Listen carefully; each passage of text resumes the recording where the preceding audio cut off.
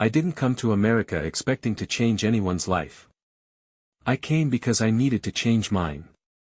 After fleeing the violence that swallowed whole villages back in Congo, I had only one goal: survive. When I arrived in Mississippi, with a suitcase half empty and English that barely held together in sentences, I took the first job I could find. That's how I became the night shift janitor at an old boarding school on the edge of town, a place that felt like it hadn't changed in decades, a place where whispers lived longer than people. They called it Wilbur's Academy for Girls, and from the outside, it looked like one of those charming, southern colonial buildings you'd see on postcards: white columns, trimmed hedges, and a manicured lawn that stretched out like a green rug rolled from the front door to the wrought iron gates. But behind that facade, there was something off. Something that moved through the walls like a draft you couldn't place, cold, quiet, and constant. The staff was all white, most of them from families who'd lived in the area for generations, with money old enough to be in the walls themselves. The students, however, were a mix, some from troubled homes, others placed there by social workers, and a few whose parents could afford the illusion of prestige. Among them was a girl named Amira, quiet, observant, and much too aware for her age. I remember the first time I saw her, not because she spoke to me, but because she didn't. She was sitting under a pecan tree, clutching a small, torn notebook with both hands, as if letting it go would somehow unravel her. She looked up at me with eyes that didn't belong to a child. There was no smile, no fear, just silence. And that silence haunted me. Over the next few weeks, I noticed how she never played with the others. How she avoided the headmistress, how her shoulders stiffened when a certain staff member, Mr. Granger, the facilities manager, walked past. And even though I had been taught not to ask questions, not to get involved, I couldn't ignore the feeling growing inside me, that something was terribly, unmistakably wrong. Then the rumors started. They came in hushed voices and nervous glances, passed between cafeteria workers and laundry staff when they thought no one was listening. Whispers about a visitor coming soon. A man from overseas. Someone important. Someone who had business with the academy. And the more I heard, the more the pieces began to twist themselves into a pattern I couldn't unsee. They were preparing Amira for something. At first, I told myself I was imagining it, that the trauma I carried from home was playing tricks on me, making monsters where there were none. But deep down, I knew the difference. I knew what fear looked like when it lived in someone's bones. And it was all over that girl's face. I had survived machetes, warlords, and soldiers who took more than just lives. I wasn't about to let this place break her spirit without doing something. Even if it cost me everything. Even if no one believed a word I said.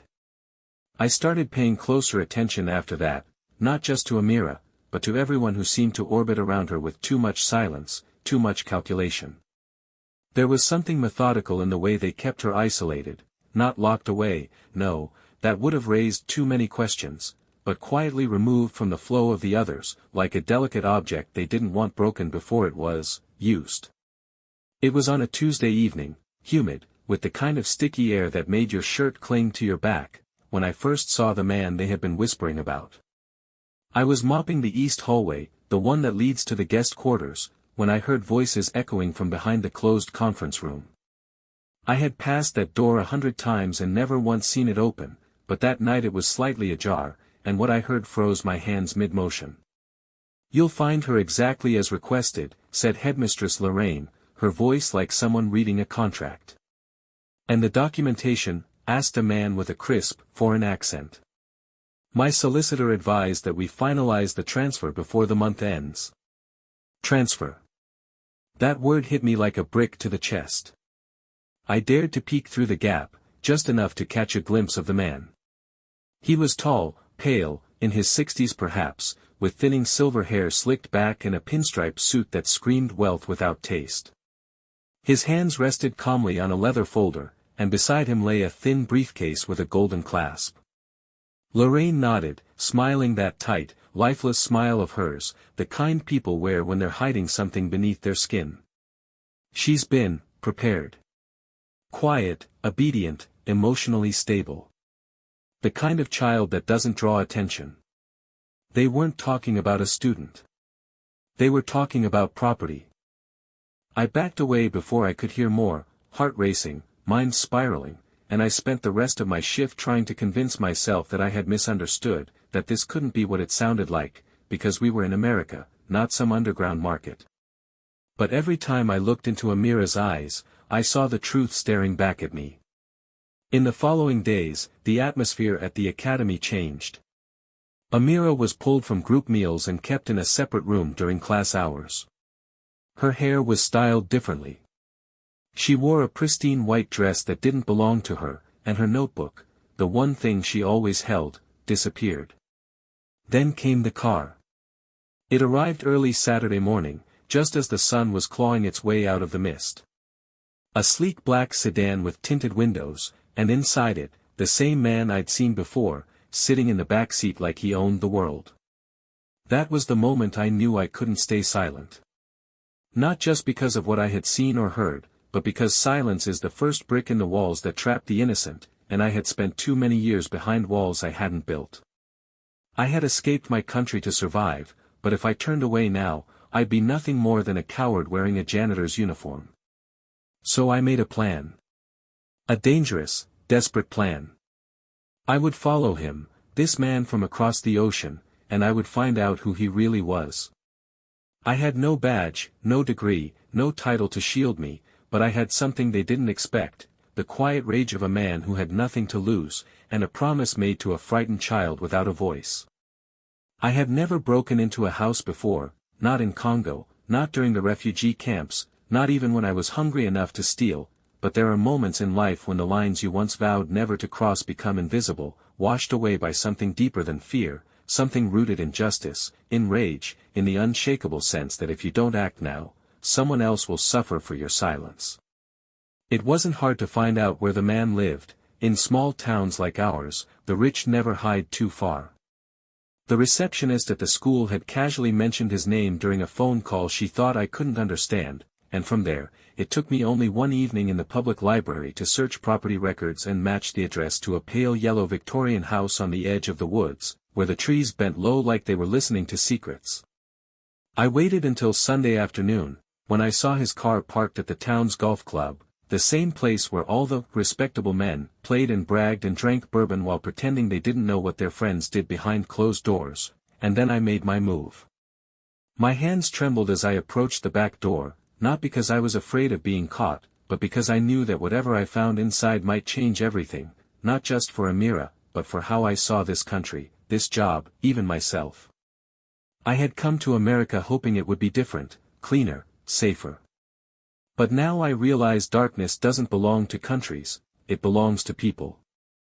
The house was eerily quiet, too clean, with the kind of silence that made you check twice whether you were really alone. I didn't touch anything I didn't have to, just moved from room to room like a shadow, heart hammering, eyes scanning, ears straining for the faintest sign of return. And then I found the study. The room was dim, the curtains drawn, and on the far wall stood a large oak cabinet filled with photo albums, old-fashioned ones, bound in leather, the kind that no one uses anymore unless they have something to hide in plain sight. I pulled one down and opened it, and what I saw chilled me to the marrow. Pages and pages of young girls, standing in gardens, under trees, beside fences, always in white dresses, always alone. Some smiling, some not. Some looking straight at the camera, others glancing off to the side, like they'd been told to pose but didn't quite know how. The photos weren't obscene, there was no nudity, no overt horror, but they felt wrong in a way that made my skin crawl. They felt selected. There were dozens of girls, maybe more, and all of them looked between 10 and 14. I began taking pictures with my old phone, shaky hands, blurry fingers, but enough to capture faces, dates, backgrounds. My breath fogged the glass on the frames, and I wiped it away like I was erasing part of myself just to keep going. Then I found a folder in his desk drawer, full of documents, legal-looking papers with names and codes, some of them blacked out, some signed by people whose titles I couldn't read. There was one name I recognized, though, Lorraine Wilkins, the headmistress. Her signature, right there next to the man's. It felt like my chest collapsed in on itself. I didn't know how much time I had left before he returned, so I stuffed my phone back in my pocket, backed out the way I came in, and ran. I ran harder than I'd run in years, lungs burning, eyes stinging, sweat pouring from me like rain, but it wasn't until I reached the edge of town that I realized I had been crying. Not out of fear. Not even from exhaustion. But because now I had proof, real, tangible proof, and a sinking feeling in my gut told me that no one would care. Not the local police. Not the school board. Not the people who lived behind iron fences and locked gates. Because I wasn't just a janitor, I was a black man from a country most Americans couldn't find on a map, and to them, that made me disposable. I didn't sleep that night, not even for a minute. I sat on the edge of my narrow bed in a tiny rented room I called home, the phone clutched in my hands like a sacred object, its screen flickering every few minutes as I scrolled through the photos again and again, as if convincing myself that what I had seen was real, that I hadn't imagined it all in some fevered state of paranoia. By dawn, I knew what I had to do. It didn't matter that my knees shook or that I hadn't eaten since the day before, the only thing that mattered was getting this into the hands of someone who could stop it, who could protect Amira before that car came back to take her away for good.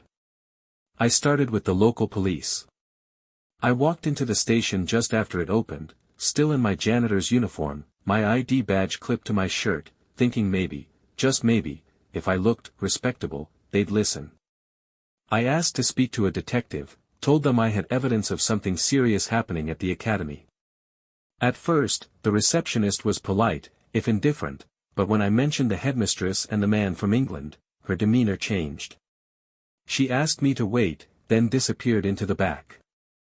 When the detective finally came out, a thick-necked man with a permanent smirk and mirrored sunglasses, he didn't bother taking off indoors, he didn't invite me into his office.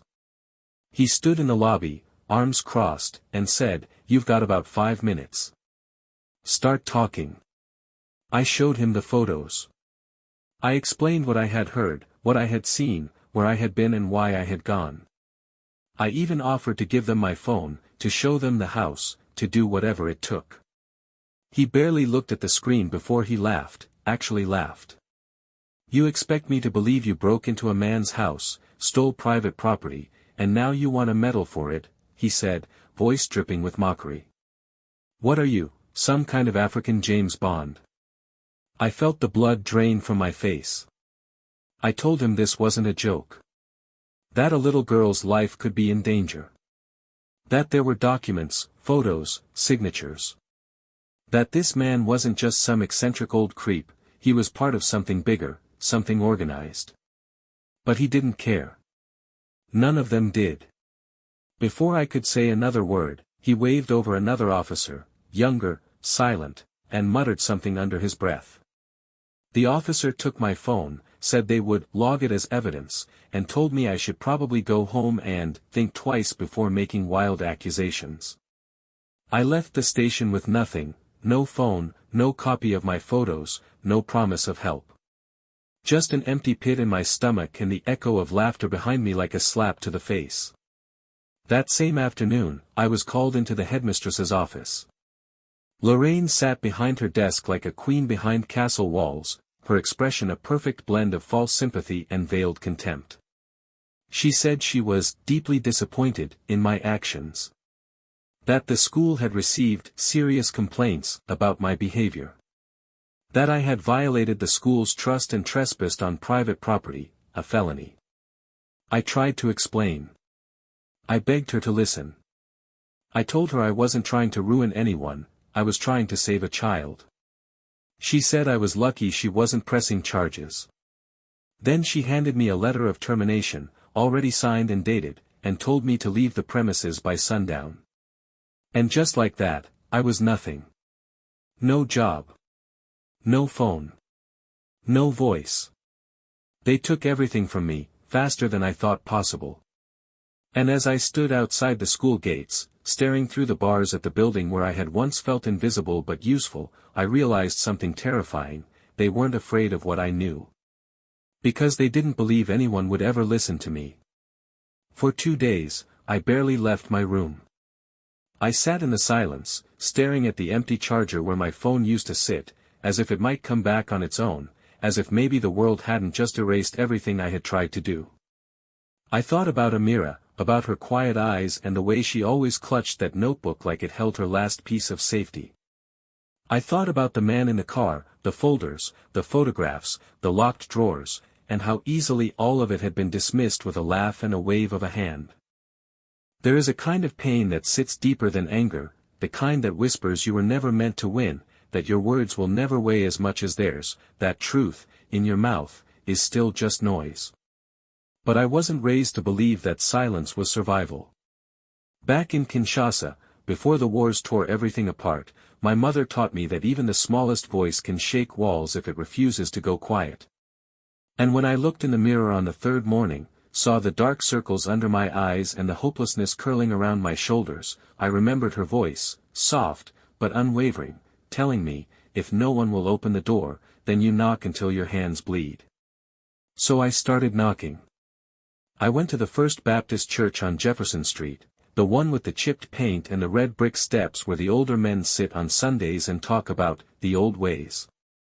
I asked to speak to Pastor Freeman, a man I'd only seen from a distance during food drives, but who everyone in the black community respected like a father. At first, they didn't know what to make of me, a stranger with no phone, no job, and a story that sounded too wild to be true, but when I showed them the one printout I had managed to make from the library computer before the police took everything, the photo of the study wall with all those girls in white dresses, their faces solemn and soft, something in Pastor Freeman's expression shifted. He didn't say much at first. Just asked me to tell the whole story, every word, while the others in the room sat in tense silence, the youth minister, the church secretary, an old woman who ran the community newsletter. I told them everything, the whispers, the meeting, the break-in, the photos, the threats, the firing, and when I finished, my voice raw, my hands clenched, I saw it. The spark. The quiet understanding that comes not from believing someone, but from recognizing the pattern, the shape of power when it's used to hide, to harm, to erase. Within 24 hours, the story had spread through the neighborhood like a fire on dry grass. First through the church, then to the barber shops, the hair salons, the soul food kitchens, and the little radio station that played jazz in the mornings and gospel at night. People started asking questions, loud ones. Parents began calling the school, demanding answers. Someone leaked my story to a local activist group in Jackson, and by the next day, they were outside the academy's front gate with signs, megaphones, and chants that echoed down the sleepy streets like thunder. But it wasn't until Fox News rolled into town that everything changed. I don't know how they heard about it, maybe it was the online post that went viral, maybe someone from the church called them directly. But suddenly there were cameras, microphones, reporters asking real questions, and vans with satellite dishes parked outside Wilbur's Academy like it was the scene of a scandal no one could bury anymore. And that's when Lorraine's smile disappeared. I saw her on the news that night, standing stiffly behind a podium, her voice tight and defensive as she claimed the school had never been involved in anything unethical, and that false allegations were being spread by a disgruntled former employee. But no one bought it. Not this time. Because now my voice wasn't alone. It had multiplied. And it was growing louder every hour. I should have felt victorious, the protests, the media attention, the growing roar of people demanding answers, but instead, I felt something far more terrifying, silence. Not the kind that comes from peace, but the kind that follows after something has already gone wrong. Because Amira was gone.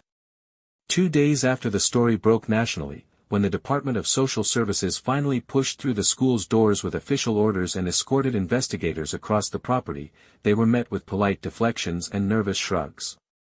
Her room was empty. Her clothes were gone. The staff claimed they hadn't seen her in over a week, that she had been removed by her legal guardian, just days before everything began to unravel. They showed a signed release form. The signature was nearly illegible. I knew it was a lie the moment I saw it. I told the agents, begged them, to look deeper, to talk to the girls who had seen Amira crying just days before, to check the guest logs, to trace the car. But they were moving slowly, tangled in their own red tape and limited jurisdiction. And the man, the one with the briefcase and cold smile, had vanished. No one at the golf club had seen him since Saturday. His house, the pale yellow Victorian, stood dark and empty, mailbox stuffed, curtains drawn tight. The local police claimed they couldn't act without federal cause. The Fed said they were gathering information. And while they hesitated, I felt the days slipping like sand through a broken hourglass. I started having nightmares, not of what had happened, but of what might still happen. I saw Amira in strange places, alone, silent, forgotten. I woke up drenched in sweat, my throat raw from whispering her name in the dark. I walked the streets with flyers, knocking on doors, asking questions, following rumors that led nowhere. I went back to the house twice, once to stand outside and once to peek through the basement window, even though I knew he wouldn't be foolish enough to return. And still, nothing. The media coverage slowed. The chants outside the school faded. People started asking less, talking quieter, as if the noise had exhausted them and they were already moving on to the next crisis. But I couldn't. I refused. Because a little girl was still missing, and I had looked into her eyes. I had seen her pain. Her fear. Pastor Freeman and a few others from the church refused to give up too.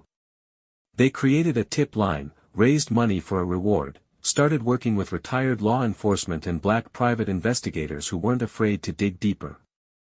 For weeks we followed cold trails, ran into dead ends, chased shadows. Until someone, a mechanic outside Baton Rouge, called the number. He said a man matching our description had come through their private airfield the night before, asking about fuel, asking about clearance, asking strange questions about getting to the Bahamas quickly. He said the girl with him looked scared, kept her eyes on the floor, never spoke. But the plane never left. A storm rolled in. Lightning, heavy rain, grounded everything. And just like that, we had a thread. The mechanic didn't know where they went next, but it was enough. Enough for the journalists who had been waiting for something new to latch onto. Enough for the black community across Louisiana and Mississippi to rise again, louder than ever. When the storm finally broke and the sun clawed its way back through the gray Louisiana sky, we were already on the road, Pastor Freeman, 2 journalists from Atlanta who had refused to let the story die, and me, sitting in the back seat with my fists clenched and heart pounding in a rhythm too violent to ignore. We had no warrant, no badge, no official authority, but we had names, we had witnesses, and we had a community behind us that refused to let another black child vanish into the quiet folds of privilege and corruption. The mechanic's tip had given us a location, a private airstrip in Point Capee Parish, not far from the Mississippi border, nestled behind a long stretch of sugarcane fields and almost invisible from the highway unless you knew exactly where to turn. It wasn't the kind of place listed on Google Maps. It was the kind of place used by people who didn't want to be seen. By the time we arrived, the tarmac was slick with leftover rain, puddles reflecting the low clouds and blinking navigation lights. There were only 2 planes visible, one of them small, sleek, private, and beside it, barely visible through the sheen of water and the distorted glare of morning sun, stood a man in a tailored coat, pacing near the open cargo bay. And beside him, Amira. She was wearing the same white dress, now wrinkled and damp, her hair tied back too tightly, her arms wrapped around her own torso like she was trying to disappear inside herself. She wasn't crying. She wasn't moving. She just stood there, frozen, as if her soul had left her body days ago and was waiting for someone to bring it back. I didn't wait for permission. I threw open the car door before we even came to a full stop, feet splashing into the wet gravel, legs carrying me faster than I thought they could still move. I heard someone shouting behind me, Freeman or the reporters, but I couldn't stop. I couldn't breathe. The only thing I saw was her, and the only thing I knew was that if I didn't reach her now, I might never see her again.